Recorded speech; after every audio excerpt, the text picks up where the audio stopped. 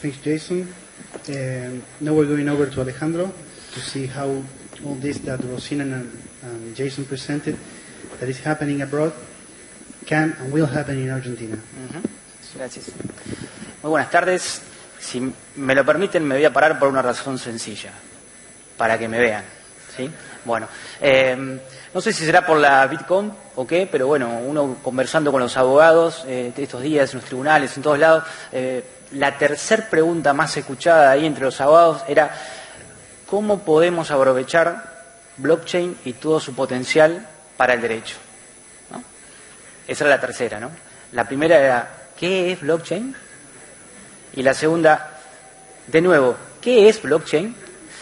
A pesar de que, como decía Diego hace un ratito, blockchain estamos leyendo o aparece esa palabra a cada rato en un montón de lugares, bueno, lo cierto es que todavía para la mayoría de los abogados sigue sonando raro, ni hablar cuando comentaban recién o hablábamos de smart contracts. Por eso parecía interesante un poco para esta pequeña conversación titularla algo así como Satoshi y los abonautas, ¿no? Jugando con las palabras y con la idea del mito griego de Jasón y los argonautas y la aventura que les esperaba a esas personas que se aventuraban justamente a lugares desconocidos, a llevar adelante tareas que parecían imposibles. Bueno, aquí estamos con Satoshi y los abonautas. Estos abonautas que empezamos a buscar esa especie de velloncino de oro que es blockchain y efectivamente tratar de ver cómo podemos entender esa tecnología y cómo eventualmente podemos aprovecharla en nuestra tarea. Evidentemente, trabajar con blockchain, hablar de smart contract, de Bitcoin, nos lleva, como decíamos, en un viaje de algunas cosas que conocemos, algunos conceptos, algunas ideas que manejamos habitualmente, contratos, negocios, acuerdos, firmas, documentos, pero obviamente nos empieza a introducir otros conceptos que son muy ajenos a nosotros, ¿sí? Programación, algoritmos, automatización, desintermediación. Atención con esa palabra, algo se mencionó, pero mucho más desde el punto de vista técnico. Me parece que los abogados vamos a tener que prestar mucha atención a esa palabra, desintermediación. Bueno, entonces, como decíamos, esto nos invita a conocer nuevos mundos para la abogacía. Naturalmente, cuando uno recorre caminos que no conoce, visita lugares que no había estado antes, eso incomoda un poco, ¿no? Y en el caso de los abogados, siglos y siglos de cultura papel hacen que nos encontremos incómodos, ¿no? Y cuando uno se encuentra incómodo, a veces reacciona de diferente manera. Por lo general hay mucho desconocimiento, suele haber mucho temor y a veces hasta un poco de rechazo. Pero la verdad que esta seguidilla de reacciones no son las más adecuadas y si no, preguntémosle ahora mismo a nuestros amigos de los taxis y su pelea con Uber. Recientemente la justicia argentina acaba de confirmar en un fallo de segunda instancia y desestimar la denuncia por estos motivos, básicamente, que habían planteado los taxistas respecto de los delitos que cometían quienes manejaban Uber. Entonces, quizás tenemos que parar un poco la amígdala, tenemos que tranquilizarnos un poco y por ahí ver qué es lo que conocemos y qué podemos aprovechar, de qué podemos tomarnos. Y bueno, podemos tomarnos de estas tecnologías que están muy maduras, que se han desarrollado, a las cuales tenemos acceso. No hay que ser un informático de la NASA para, sí, por lo menos conocer o tener acceso a este tipo de tecnologías. Podemos tomar las normas, las que ya tenemos, ahora lo vamos a ver, las que ya tenemos para empezar a introducirnos en este camino. Y de paso podemos enganchar el tren de la innovación. Podemos meternos en ese circuito de innovación que cada vez lo vamos a necesitar más. Decíamos, hay un bloque normativo que incluso ahora mismo, más allá de que, como se ha dicho en el panel anterior y como podemos conversar después, faltan algunas normativas o pueden faltar algunas leyes. Lo cierto es que no solamente con el nuevo Código Civil y Comercial en la Argentina, sino también con legislación anterior, como la ley de firma digital, ya teníamos una base suficientemente interesante para poder avanzar, ¿sí? Aquí están algunos de los principales institutos que como abogados podemos utilizar. El primero de ellos tiene que ver con el principio de la autonomía de la voluntad y la libertad de formas. Las partes, cuando contratan, salvo situaciones particulares, como bien se mencionaba aquí, la transferencia de dominio, etcétera, pueden utilizar las formas y las maneras que consideren más adecuadas.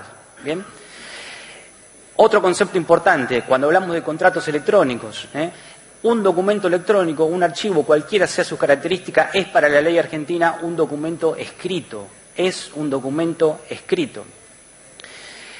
Y correlativamente con eso hay otros dos principios que ya vienen de la ley de firma digital del año 2001 que equipara a la firma, además de que el documento electrónico es un documento escrito, equipara la validez legal de la firma digital, pongo entre paréntesis electrónica porque tenemos que hacer alguna pequeña diferenciación ahí, a la firma manuscrita. De modo que ya tenemos un buen bloque para poder trabajar a nivel electrónico con estas herramientas. Pero además tenemos aspectos técnicos. Cuando uno utiliza este tipo de herramientas, cuando uno utiliza tecnología de firma digital o firma electrónica, como se explicó también en los paneles anteriores, puede lograr cosas que incluso en el mundo físico, en el de los átomos, no puede lograr. Certeza de la integridad de un documento, que no se ha modificado ese contrato o ese archivo electrónico. Y también lo que mencionaba Gonzalo, en el panel anterior. Fecha cierta. Los abogados sabemos muy bien que no basta con tener la normativa a favor. Es muy importante que un derecho se pueda ejercer cuanto tiene que ejercerse, porque podemos perder derechos por la fecha. Bueno, blockchain tiene un potencial enorme en materia de fecha cierta y hoy incluso la normativa admite muchas amplias posibilidades de fecha cierta entre las partes que el juez deberá valorar. Y la identidad, como decíamos recién, la posibilidad de que esos contratos electrónicos puedan estar firmados junto con la presunción de integridad nos va a estar dando una situación interesante para poder avanzar. Ese asterisco que aparece ahí es por esta cuestión que les decía recién, que la ley argentina diferencia y hace algunos y marca efectos diferentes a lo que es la firma digital y la firma electrónica. Y si ustedes quieren, este bloque legal que habla del código de las leyes debería tener un marco todavía más amplio, que es la Constitución Nacional, en la que se menciona el principio de reserva, es decir, todo aquello que no está prohibido está permitido. De modo tal que tenemos una buena mochila con normativa para poder avanzar en estos temas. Lo que necesitamos es cambiar nosotros, los abogados. Por eso aquí algunas de las características deseables que deberían tener estos, para llamarlo de alguna manera, abonautas, ¿no? Primero y principal, mantener la mente abierta, generar un espacio de aprendizaje permanente. Las soluciones que ya conocemos o que aprendimos en la facultad cada vez menos nos sirven para abordar las problemáticas del mundo digital. Innovar ya no solo como una característica deseable, sino pronto como una necesidad para subsistir en el mercado jurídico. Comprender cuáles son los desafíos que nos deparan estos cambios, ¿sí? Entender, como dice Richard Susskind, un abogado inglés, y respondernos y preguntarnos, poniendo foco en el cliente, ¿para qué problema somos la solución? Si los abogados no podemos responder esa pregunta, vamos a estar con algunos problemas. Y para esto necesitamos creatividad, necesitamos espíritu innovador, necesitamos corrernos un poco de esa zona de confort jurídica en la que obviamente estamos seguros, estamos cómodos. Corrernos de esa zona nos genera incomodidad, nos genera temor, pero es la única manera en la que vamos a poder crecer profesionalmente y en los tiempos que vienen, como decíamos, ese crecimiento y esa innovación va a ser fundamental.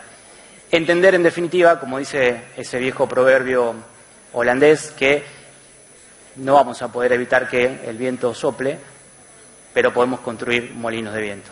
Gracias.